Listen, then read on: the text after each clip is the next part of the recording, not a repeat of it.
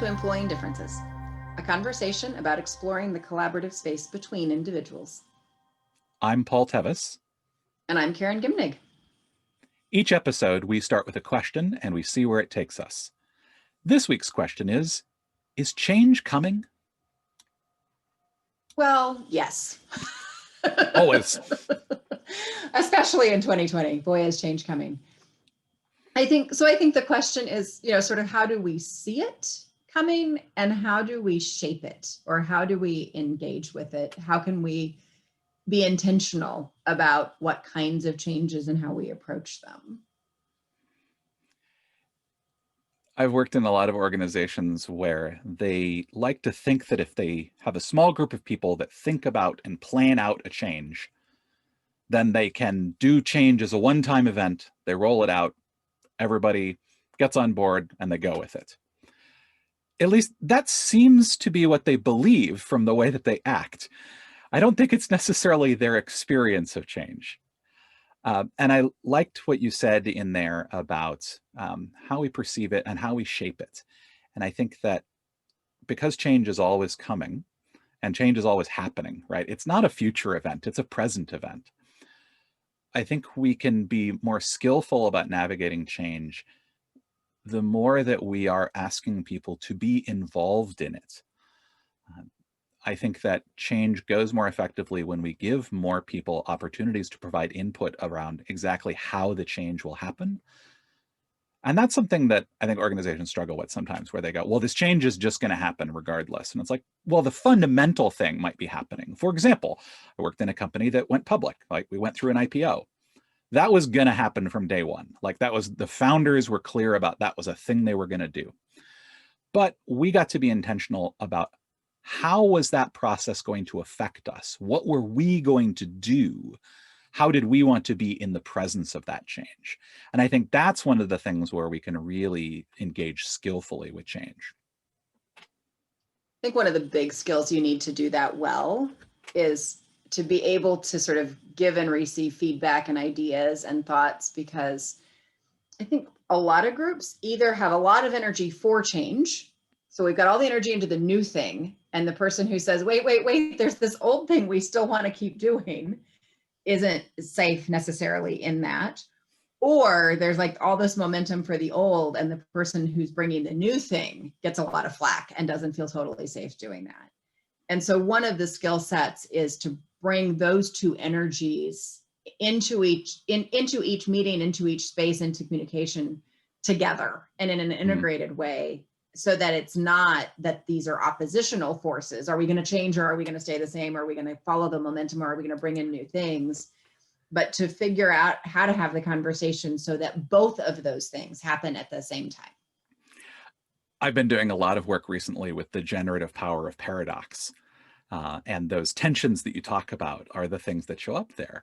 It's really interesting to think about, in the face of any particular change, how are we still the same?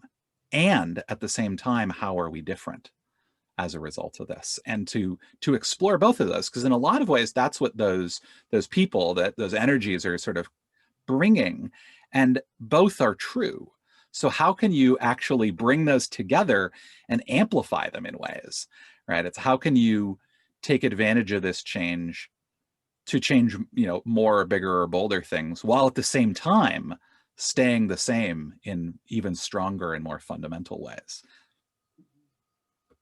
One of the exercises that I think can be really powerful is to say to a group that's in this space, noting, just really naming that some of us are going to be people who just leap into change. Yes, let's do the new thing. That will be great. Well, whatever that is. And others of us naturally are the momentum people, like we resist change. Like that's just in our sort of how we show up. And that those are both good things. But for this exercise, notice which one, like relative to this thing we're talking about, is your sort of instinct, no, let's not, resisting the change, or is your instinct like dive in and go full speed ahead? And now for this conversation, do the opposite. Speak the opposite energy. And what would be the thinking? So we're going to have, the next 10 minutes or whatever it is. And for that 10 minutes, put on your alter ego. What would you say if? you were all for the change that you're actually feeling resistant to? What would you say if you were resistant to the change that you're all excited about? There are, there's an activity that I do with groups that's very similar, but it's about recognizing that we have those perspectives in us about different aspects of our lives. There are aspects of our lives where each of us is as a leaper, right? Where we're just like, yes, we want the new thing. We're ready to move forward. We want to explore. And there are also aspects where we're just like, nope, I found the thing that's comfortable and I don't want to change it.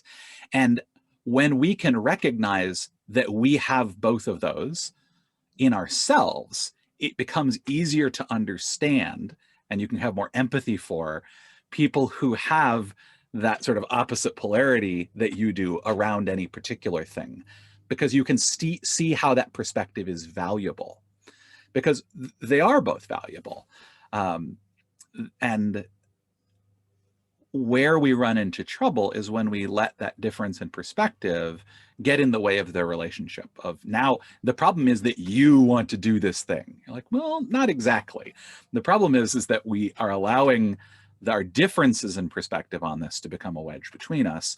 We have different perspectives. How can we both see that we have different perspectives and work with the tension between them without that having to be a difficulty between us? Absolutely. I think it's, again, that sort of consciousness that we talk about through all of these episodes of, as we approach the is change coming, to even just pause and notice how we feel when we hear the question. And just attending to that and noticing the complexity and being aware that it's pretty reliable in a group that the way I'm feeling is not the same. And for there's at least one other person in the group who has exactly the opposite feeling about it. Mm-hmm. And that both of those are useful, and that the very best thing for the group is when we weave them together and bring both of those energies into the conversation and the decisions and the guiding and the awareness of how we're going to move forward. So are you suggesting that when change is coming that we should employ those differences? I am.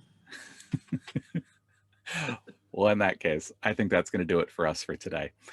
Until next time, I'm Paul Tevis. And I'm Karen Gimnick. And this has been Employing Differences.